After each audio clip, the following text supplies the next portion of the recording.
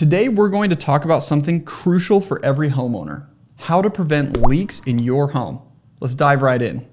First things first, let's talk about the most common culprit, the faucets. Make sure to regularly check for any drips or leaks. Even a small, unnoticed leak can lead to significant water waste or even damage over time.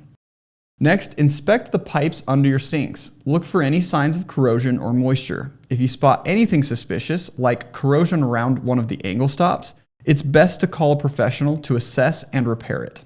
Another tip is to ensure all supply line connections, like those on your washing machine or dishwasher, are secure. Loose connections are a common cause of leaks. Regular maintenance of your water heater is also essential. Sediment buildup can cause leaks and reduce efficiency, costing you money. Flushing your water heater once a year will help prevent those issues.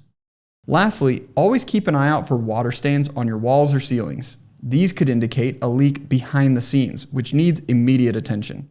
Preventing leaks is all about regular maintenance and being aware of the signs. Thanks for watching, and don't forget to like, subscribe, and hit the bell icon for more home maintenance tips. We'll see you in the next one.